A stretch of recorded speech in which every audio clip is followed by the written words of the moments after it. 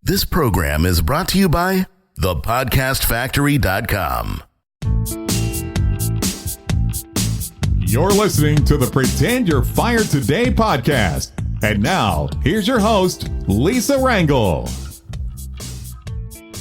Hello and welcome. Welcome to the 51st episode of the Pretend You're Fired Today podcast. I'm Lisa Rangel, host of the Pretend You're Fired Today podcast and founder of Chameleon Resumes. We're an executive resume writing, LinkedIn profile development, and job search consultancy firm that helps executives and high potential leaders land their next position faster. And on today's podcast, we're going to talk about how feeling stuck can hold you back and how to break free from that feeling of feeling stuck.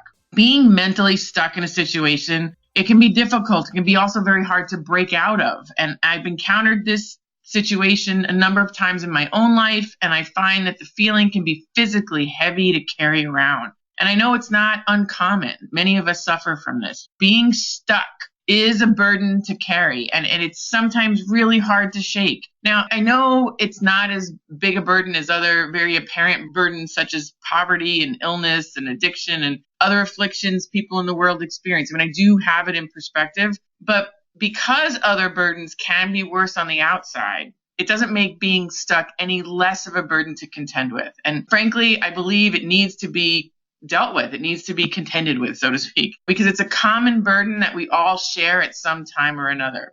And I've talked to about a dozen job seekers or so in the last week or two that are just stuck. And being stuck in the job search has a number of signs that tell me and my team that you might be suffering from just being stuck in your search.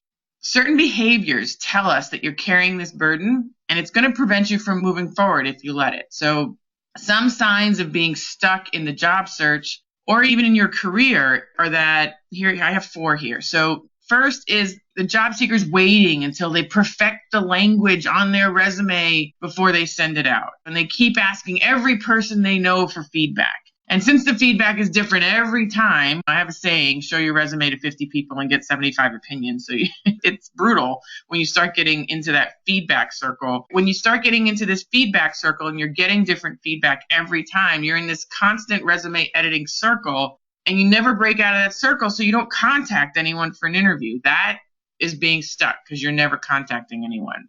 Another sign is that the job seeker wants the precisely right list of contacts to reach out to before they start reaching out. And the key is to just start reaching out. And the conversations you have and the connections you make and the questions you ask will ultimately lead you to the next people that you do need to speak with, to try to psychoanalyze who's the exact right person to speak with and think you're going to get it right the first time. It's a point of obsession, and that, again, is a sign of being stuck.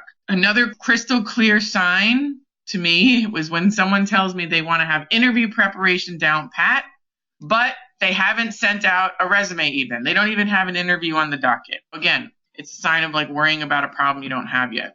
And here's one of the bigger stuck scenarios that I see and hear about often. A person is worried about getting an offer at a company that he's not entirely sure that he likes. The recruiter called with interest, having looked at his LinkedIn profile and called about a job that he thinks he might be good for. And the person's just obsessing, like, what if it's not the right job? What if they don't like it? What if they take the job and they don't like it and it's not the right fit? Except when you really dig into where they're at, this job seeker hasn't even called the recruiter back or submitted a resume indicating interest. So they don't even have the details of the position, never mind having an offer to worry about. So again, you don't do anything. And I feel honored when people tell me the stories, but I have to tell you, it pains me to hear them because I can hear the pain and the frustration people experience as they're telling me their story. And one thing that's in common with all of these is that they assume things had to be perfect before they moved forward. They're worrying about a problem they didn't have yet. I'm telling you, the way out of feeling stuck is looking just for progress and not perfection. Perfection is paralyzing. And perfection is also subjective. As I stated with my saying, show your resume to 50 people and get 75 opinions. What's perfect for one person may be completely flawed to another and vice versa. So you wind up chasing something that is really different for everyone. And it's a paralyzing effect. It keeps you from not reaching out to people for your job search, that is. It keeps you from not moving your search forward or finding out different avenues for your career. And here's the best news, right? So here's the best news.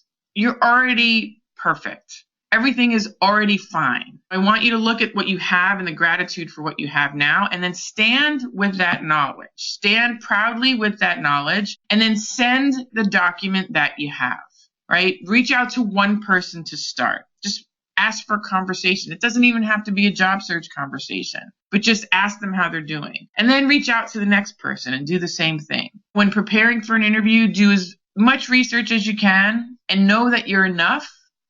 And then just stop your research, knowing that you're enough and you've done enough. And if you get an offer you don't resonate with, when you've ultimately reached out to people and had conversations and interviews and you get an offer, if you get an offer you don't resonate with, here's a newsflash, you can always turn it down. So here's the thing. These are great problems to have. And you want great problems, right? You want an interview that doesn't go well because it means you had an interview. You want an offer that you might turn down because it means you got an offer. I always tell my kids, you're going to have problems. You're always going to have problems. So you want to make sure you have great problems and not bad problems. An offer you don't want, again, is better than no offer. Some interview prep with a confident stance is better than way too much prep that you're totally stressed out about if you did enough. Sending out an awesome resume and making connections is better than striving to make your resume perfect, whatever that definition is, and not chatting with anyone while you do this. You get unstuck by doing what's in front of you imperfectly.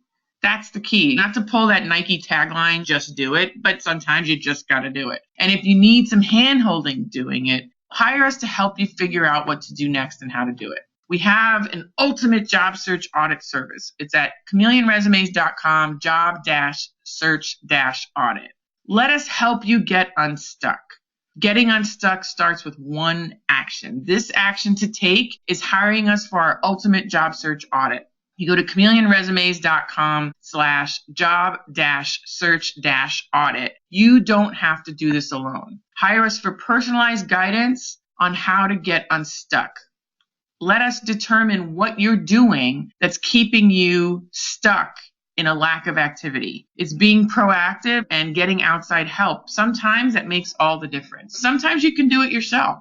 I'm a big DIYer, right? It's why I created this podcast. But sometimes you just need help. So if that's the case, go to chameleonresumes.com/job-search-audit. Invest in our ultimate job search audit program. Work with us directly, and we can pinpoint the behavior that you are doing that's keeping you stuck.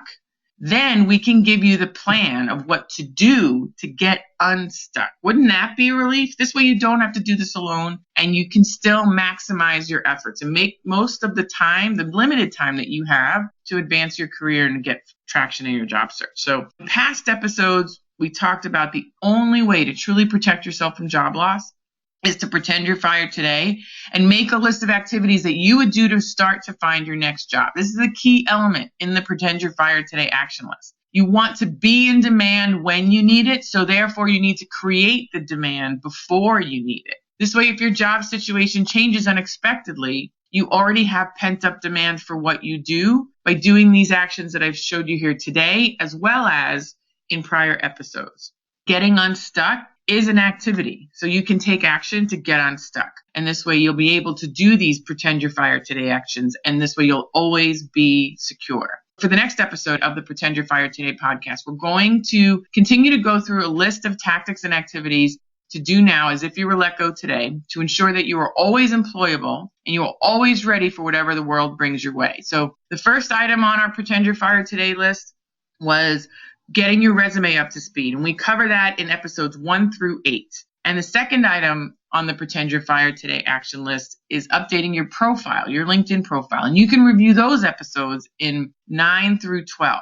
And in the last 2-3 dozen episodes or so, some of the topics we've covered are how to work with recruiters, knowing the difference of what recruiters are, how to answer the salary question effectively on interviews, ways to create 9 hours of job search time per week. I mean, what would you do with 9 hours extra in your week? I could show you. Go to that episode. And the ABCs of job security. So you're going to want to revisit those episodes.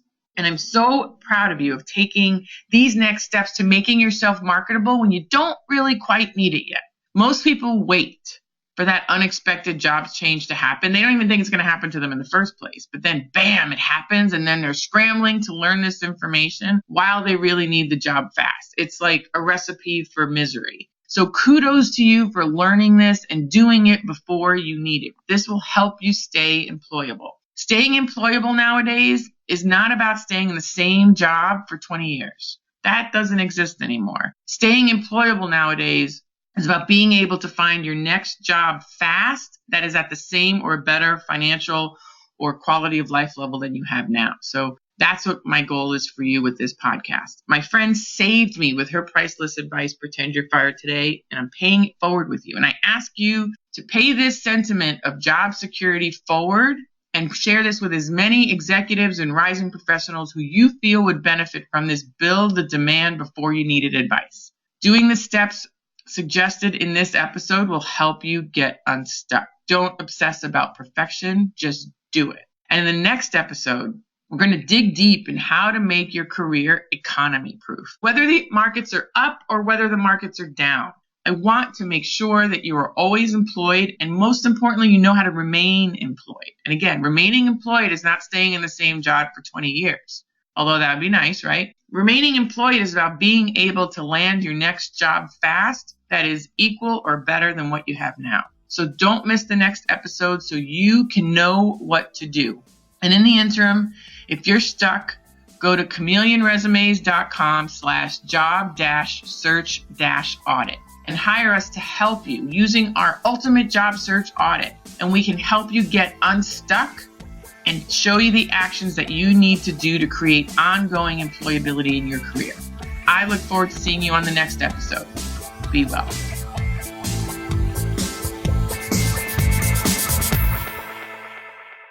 This is thepodcastfactory.com.